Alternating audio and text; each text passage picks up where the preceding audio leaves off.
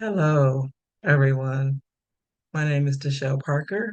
I am a transformation guide.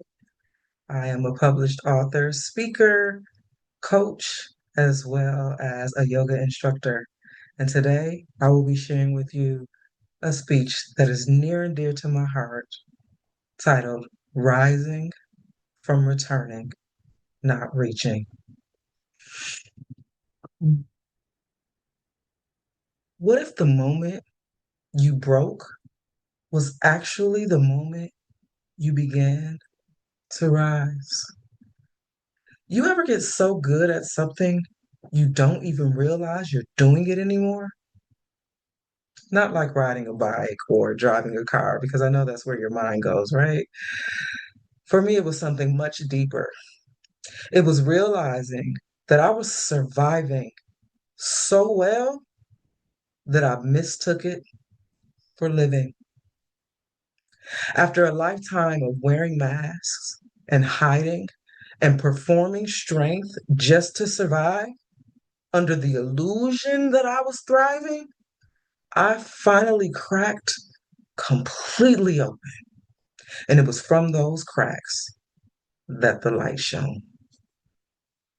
You see, you don't rise by becoming more, you rise by returning to who you already are.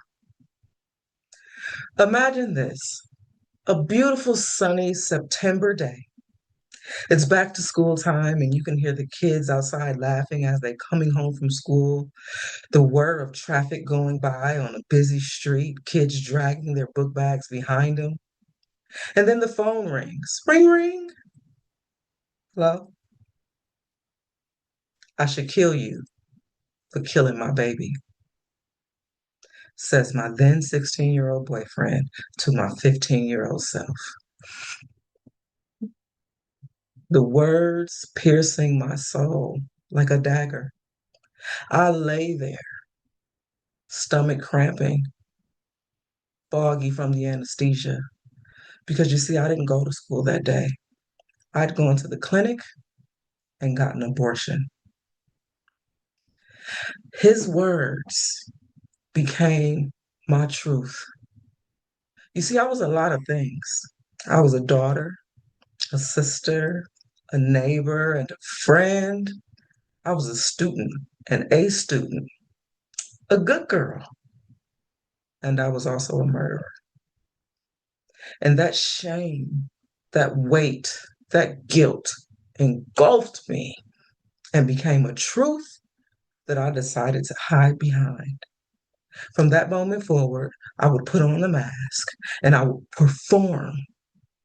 That way, no one ever had to know the truth that I carried. And so that's what I did. And by all accounts, it worked. For decades, I went on, and by all external measures, I was successful, accumulating degrees, climbing the career ladder. I was vice president of the PTO, moved to the suburbs. I was even getting awards for my garden. So, yeah, it worked, right? Well, after a series of lifing and events happening one after the other, from death to tragedy to family discord and fallout, all of a sudden that mask became so heavy. And I could hear the whisper, break, break. But nope, I wasn't going to do it. Even though every step I took, I could literally see the armor crumbling and me leaving a trail of pieces of the armor behind me. With every step I took, I still refused to break. And so, as people were dying around me and things were falling apart, I kept going. I kept working. I kept caring for others, holding it all together, going hard, surviving, doing all I knew how to do. Sound familiar? Overworking, overdoing, caring for everybody else to the detriment of your own soul, all on autopilot. Yep, That's what I did. We know that well, don't we? One morning I awoke and the desire to break was so overwhelming that I could almost not function. And so, still accustomed to hiding, I decided I would take a shower. That way, the sound would drown out any whimpers and the water would wash away any tears. So, I stepped in that shower. And when I did, something happened. A guttural moan came from somewhere deep in my bowels, a sound that I did not recognize. You see, in that moment, I no longer cared who heard me. I no longer cared that my tears were flowing. I broke open and I yelled and I screamed and I beat on the shower wall and just let it all out. I stood in that shower. I yelled at God. I screamed and I slid down the wall into a puddle on the floor, a heaping mass of nothing. No more tears coming because they'd all dried up. You see, then I began to remember being Black in America is complicated. You see, my people were brought across the waters against their will, maimed, claimed, and renamed to something called African Americans, whatever that means. But that's a story for a different day. You see, my people had to put on masks and lie and perform just to survive. So in that shower, when I cried out for my ancestors. I cried out for my mother and my grandmother and every woman that came before me that couldn't or wouldn't let that scream out. I cried for that 15-year-old girl who buried herself behind a mask. I cried for every room and system that tried to shrink me. I cried for every person that said, Shell, you too much, pipe down. I cried for all of life that tried to diminish me. In that shower, I crumbled, I broke, and I released. And in that moment, I remembered who I was. And I vowed to stop reaching for who I thought I was supposed to be and start remembering who I was. You see, my rise from the shower didn't begin with me striving for more. It began with returning, reconnecting, realigning, reclaiming the parts of me that I had abandoned just to survive. And so I emerged from that shower reborn, the shower becoming a burial and a birth all at the same time. And that's when I learned to listen to that whisper. The whisper told me I will never be louder than the noise. I will never be louder than the world. I will never be louder than all those voices. You, my darling, have to learn to listen. And that's when I developed the rituals. Be still and listen to the whispers from your soul and walk in that truth every day. Get still, listen, and walk. Let me show you what I mean.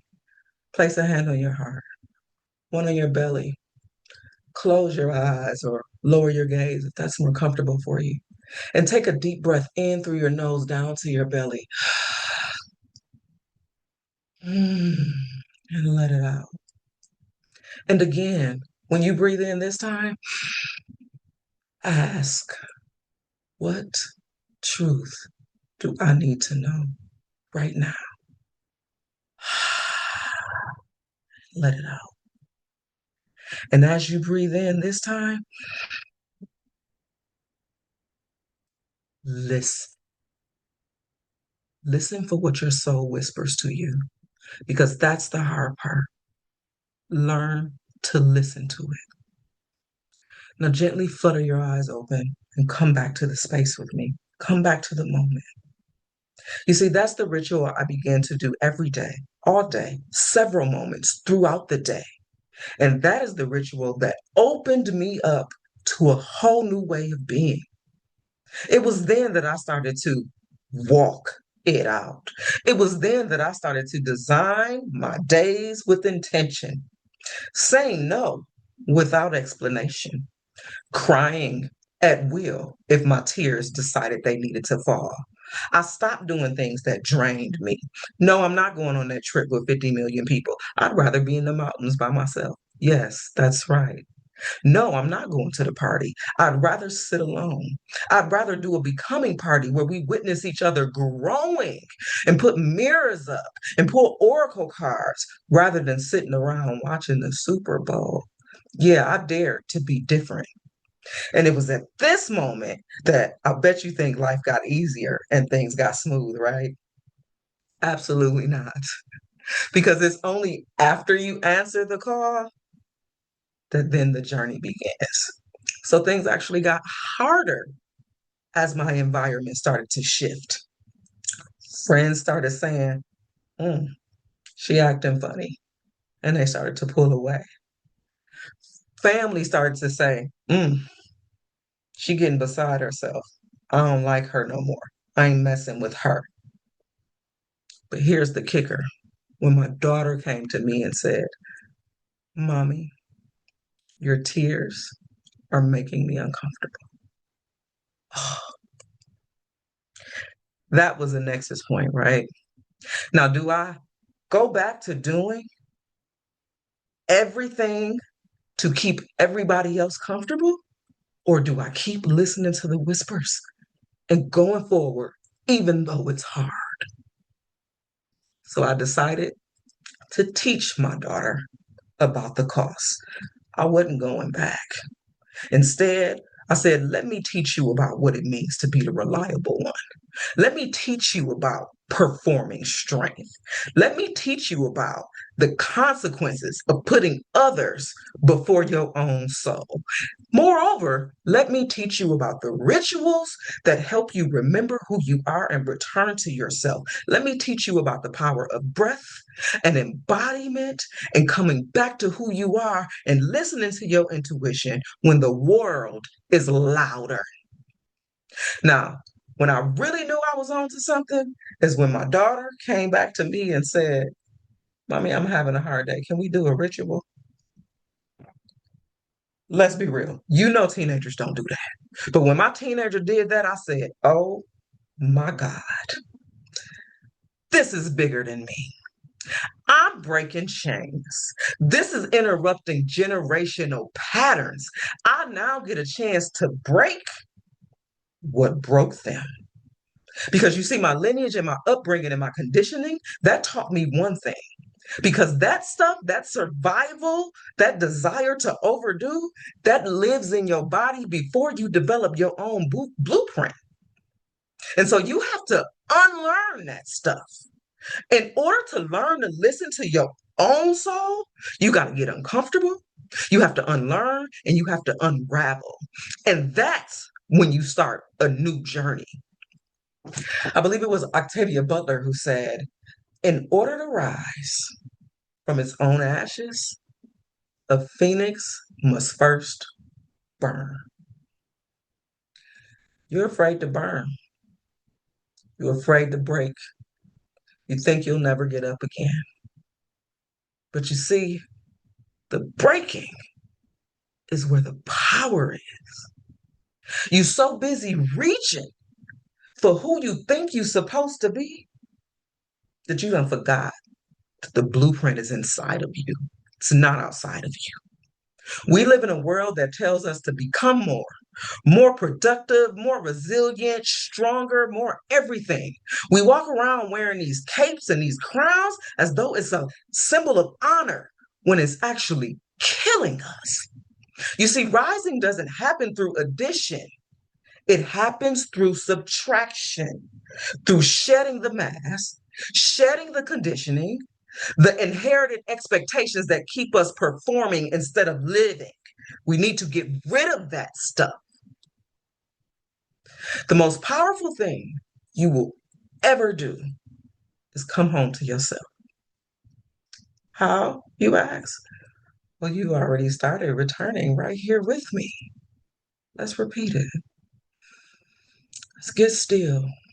Take that deep breath down to our bellies. And as we exhale, ask that question, what do I need to know right now in the moment? And as we continue breathing down to our bellies, we listen to the answer. And then you walk in that truth every day. Why? Why do you do that? Because you don't rise by becoming more. You rise by returning to who you already are. Thank you.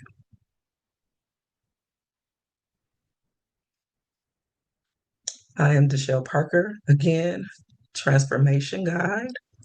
I'm a certified yoga instructor, keynote speaker, published author, as well as a coach. And together, I put all of those into one big bucket, and I'm a transformation guide. I help you shed the patterns, shed the weight, and do something different so that you're not slowly dying. Improve your relationships, get your life back, get your body back. Come back to who you are, because then you actually become more. Thank you.